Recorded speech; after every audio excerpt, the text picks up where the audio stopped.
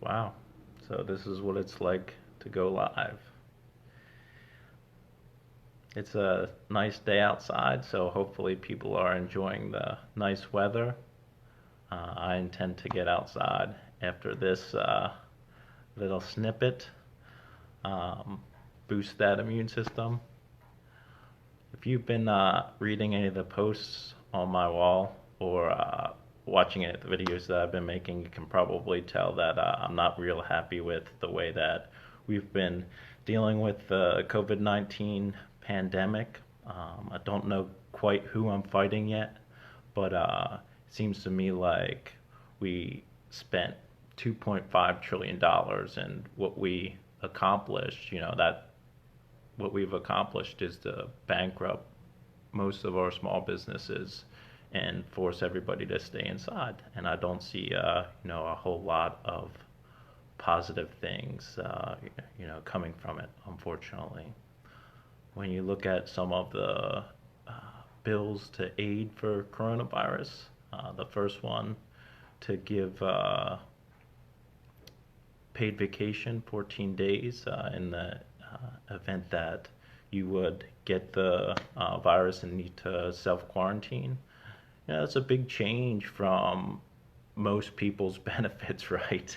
All of a sudden, the Congress is just like, oh, we're going to change the way that everybody does benefits in the United States.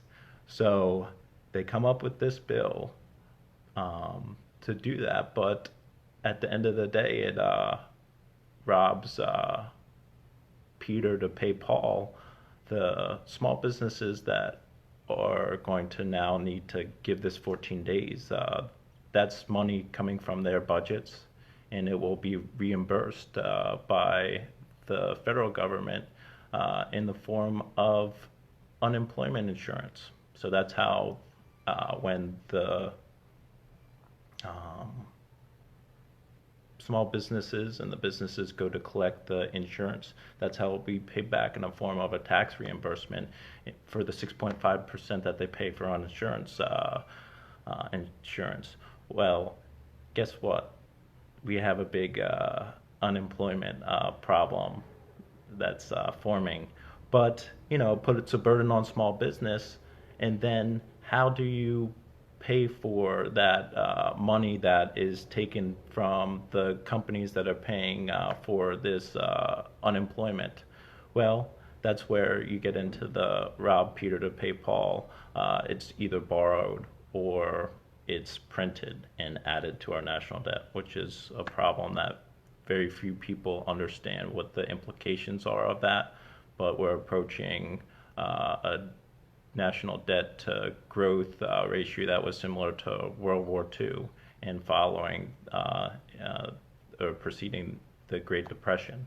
So it's a big problem. Then we go to things like the CARES Act, and these are things that are meant to help, but they just have a lot of problems with it, like indiscreet payments to people of stimulus checks in the amounts of $1,200. Everyone knows about the checks. And the part of that bill, it was about $700 billion with a B, which is insane, to give these stimulus checks, but they're given indiscreetly. And I can testify, or I'm a great example. I got one of those checks. Now, last year, I was under the cap of the maximum salary that you could earn to get one of those. But this year, making well over the cap, well over six figures. And did I need one? No, I didn't lose my job. Actually, my job became a little bit less difficult um, because I can work from home now, so it doesn't take me the hour to get ready and get into work. So the money was given out indiscreetly to people that didn't need it. So it's a waste of money. It's a waste of taxpayers' money. You have the money that is going to the airlines to bail them out, because since the 2008 and the Great Recession, we have this atmosphere attitude of businesses that are too big to fail, and this bailout attitude. And so what you get for 10 years in the airline industry following that is bad business practices, and things that are benefiting their shareholders and their executives, like share buybacks, so that the stock, there's less shares on the market and the stock goes up. So it's like, you really want 25 to 50 billion dollars of this act to go to businesses like airlines that have been very, greedy and haven't done a good job, so that when they don't have revenues for 1 or 2 months, all of a sudden, their business isn't, able to sustain itself. So you have these things in these bills that are intended to help, but they end up, being abused, and very bad decisions. Um, Recently, the 3.5 version of the stimulus bill um, to add to small business loans. Um, Part of that bill is to give $25 billion dollars to the Health and Human Services for coronavirus testing. Now, these these parts of the national federal government that are institutes that are supposed to be helping, you really want to give that money to those people who seem to have not prepared us for what needed to happen to be prepared for a pandemic. During the pandemic, don't seem to be doing a good job. Now you want to reward them with $25 billion dollars. And just to put, money into a perspective, real quick, Walmart is the largest company in the United States. They have about 2.2 million employees, and they take in the most revenue in all of the United States, $514 billion. Only $6.6 billion of that is profits, so they're not the most profitable. At the top of the profit list, you have companies like Apple and Microsoft and Berkshire Hathaway, and you have some of those companies that are the most profitable. But $6.6 billion is what Walmart makes in profits. This is $25 billion is what you're giving to the Health and Human Services to do coronavirus testing. While it's the most important thing that we can do right now, I just don't trust at this point these organizations to be able to do a good job, or Brett Gerard for that matter. But so you have from our elected officials these bills that come out that throw out these huge amounts of money at problems that aren't, going to be solved by huge amounts of money. They're going to be solved by strategy. And then you have the health aspect of the response to coronavirus. It should have been clear to us in early April that there's a lot of people with coronavirus that we don't know about. There was a study done in Iceland. They tested 10% of their population, the most of testing of a population at that point, probably still. And they found out that 50% of people that have coronavirus are asymptomatic. So you have the CDC, who is constantly coming out with guidelines on how to deal with coronavirus, but they don't have the critical data to be able to make, in my opinion, any recommendations. They're doing, making recommendations based on the worst case type of scenario, but it's like, what are you doing to get this critical data? We obviously know that there needs to be testing, and you need to do that as quickly and skillfully as possible. So you don't have critical data.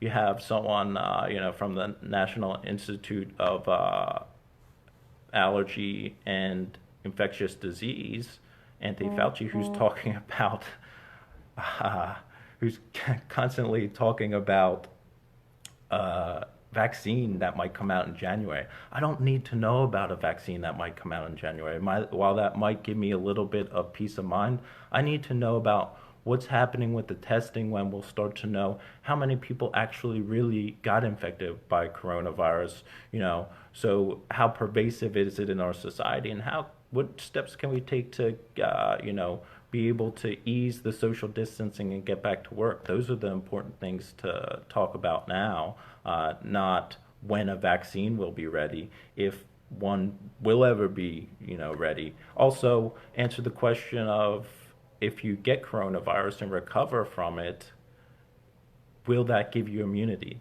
Those two questions are the most important, questions.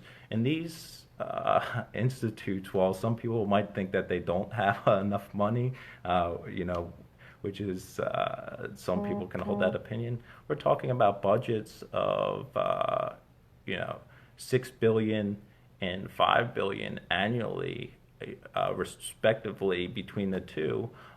So, yeah, when we're not prepared to deal with the pandemic, when we're not doing a good job of answering the questions during the pandemic, and these aren't the people that I want to give more money to try and solve the problems.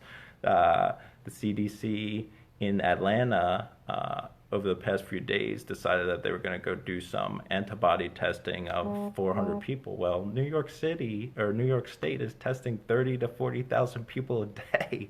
Why is a state, having to take on that responsibility as opposed to, having a lot of leadership from these institutes that were designed to do this? And I think that the answer to the questions is this is what you get when two parties hate each other in the United States. You have the Democrats who seem to want to do whatever it takes to get Donald Trump out of office, and sometimes maybe not the best decisions are made.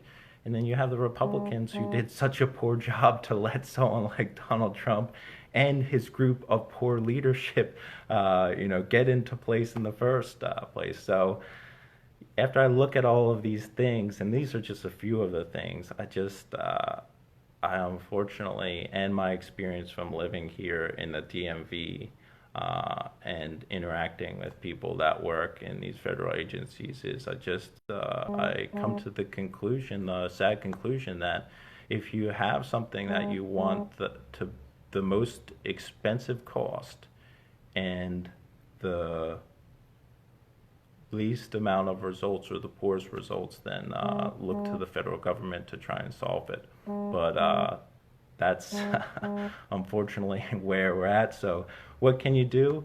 I think for me, perhaps my answer should have always been to look to God, instead of leaning on my own understanding, perhaps knowing that God loves us all and that God is the only one that can save, and trusting in God and just kind of like focusing my attention on what God might be trying to teach me during this process, because I was hoping that I could save people and the government is hoping that they can save us from ourselves, but God is the only one that can save.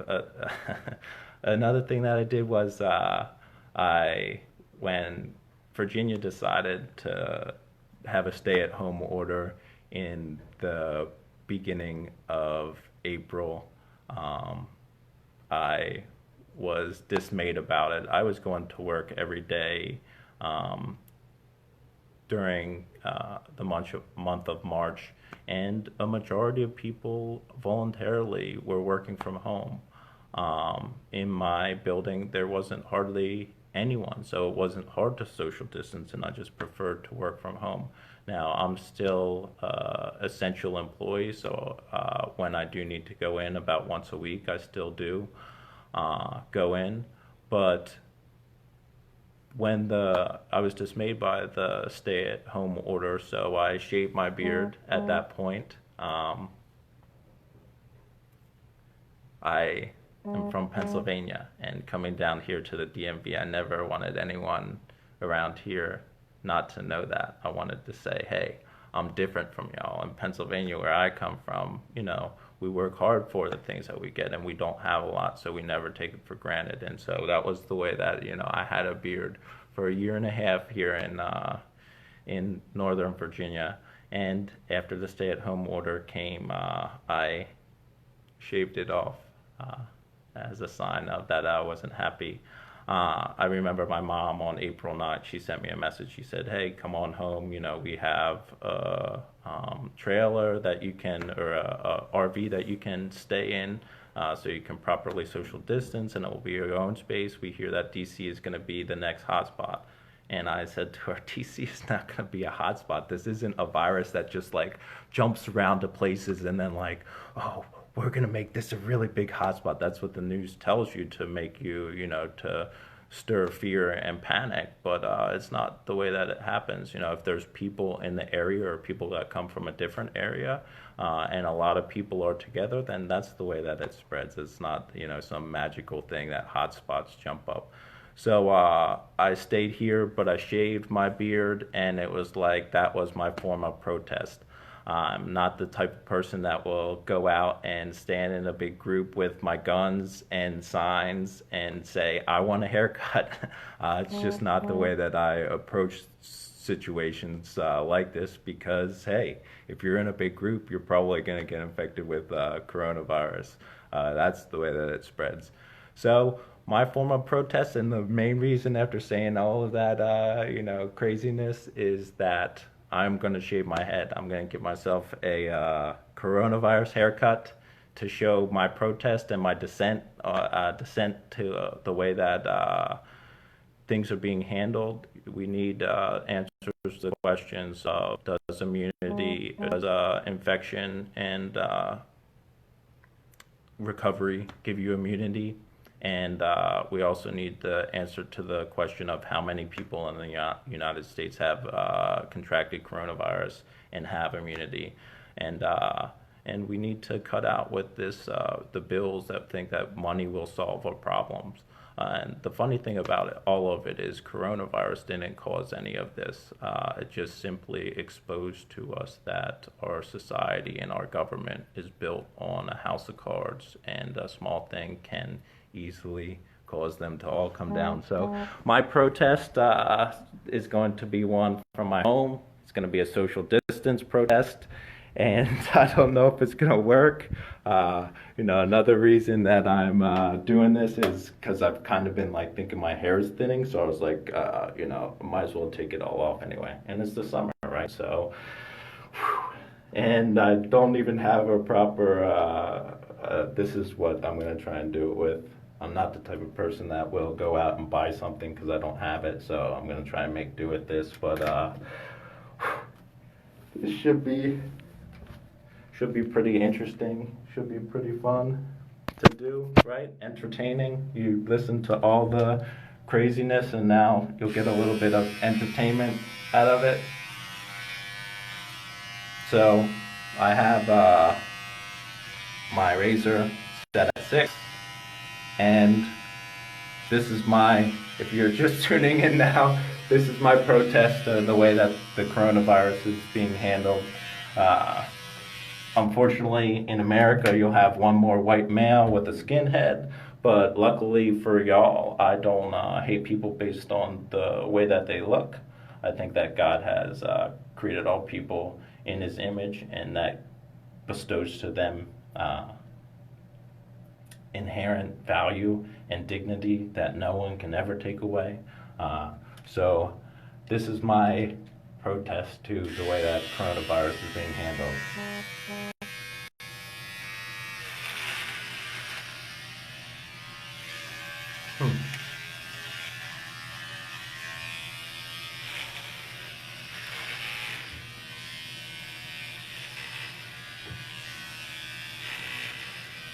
Not doing that good of a job. I see why maybe a proper set of clippers would be important in this case. I also thought that, the lines that barbers and hair cutteries are going to be so long after they finally let us out of our homes that I might as well just do it myself. Plus, I'm saving some money, you know what I mean? Not money that's necessarily going back into the economy, but what are you going to do?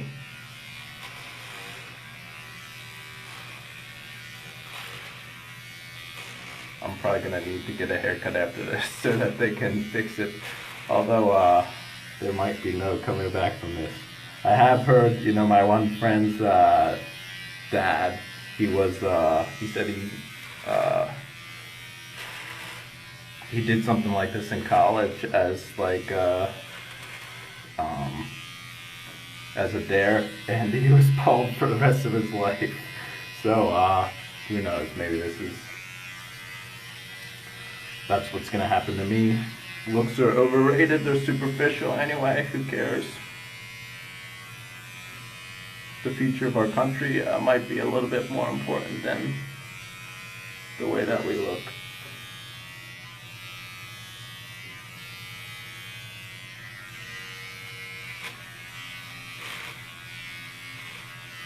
Well, maybe I should,